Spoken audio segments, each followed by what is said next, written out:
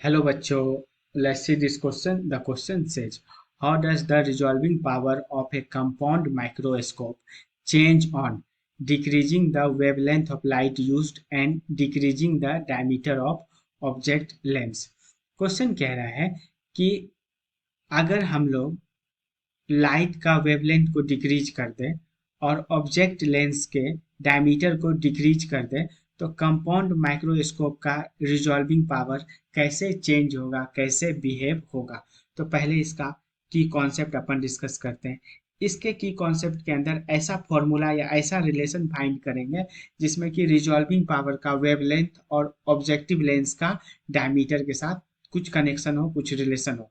तो ऐसा ही एक रिलेशन आता है और वो रिलेशन क्या है, फॉर्मूला है जिसमें कि resolving power of compound microscope जो है, जिसको कि रिजॉल्विंग पावर है, वो बराबर होता है किसके, two sine theta, two n sine theta upon 1.22 lambda.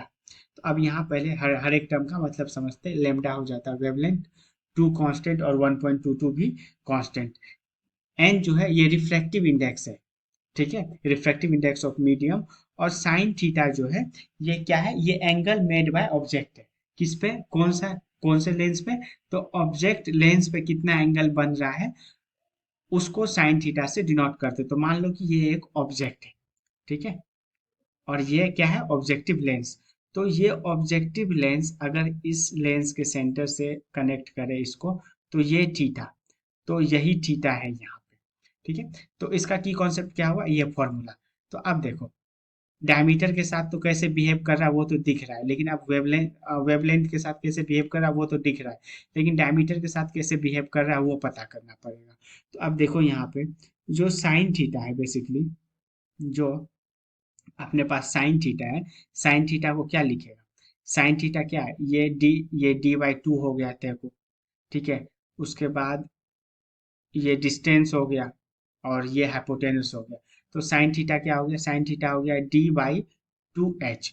तो मतलब यहाँ जो है साइन थीटा वो डायरेक्टली प्रोपोर्शनल है किसके, वो डायरेक्टली प्रोपोर्शनल है डी के। तो रिजॉल्विंग पावर को हम लोग ऐसे भी तो लिख सकते हैं, RP, RP is equal to, या RP is directly proportional, RP का मतलब रिजॉल्विंग पावर। हमको क्या क्या मतलब है, एक थीटा और एक लेमडा से मतलब है। तो साइन थीटा की जगह पे हम लोग अगर साइन थीटा डायरेक्टली प्रोपोर्शनल है डी के, तो रिजॉल्विंग पावर भी डी के डायरेक्टली प्रोपोर्शनल होगा। तो हम लोग लिख सकते हैं resolving power is directly proportional to D upon lambda.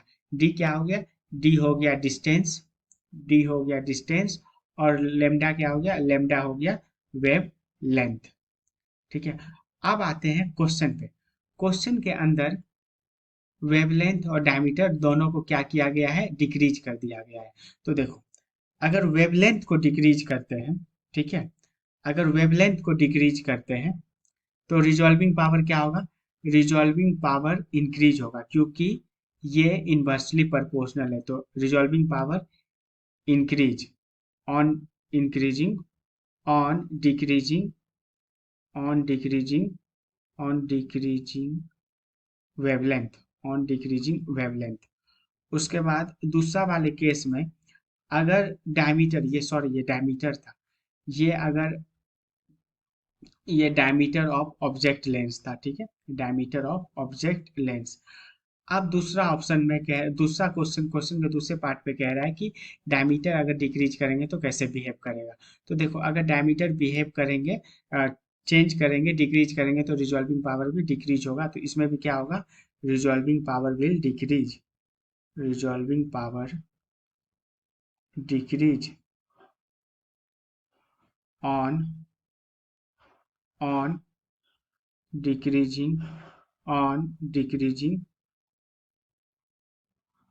diameter of object lens, ठीक है। तो पहले वाले केस में इंक्रीज हो गया, दूसरे वाले केस में डिक्रीज हो गया।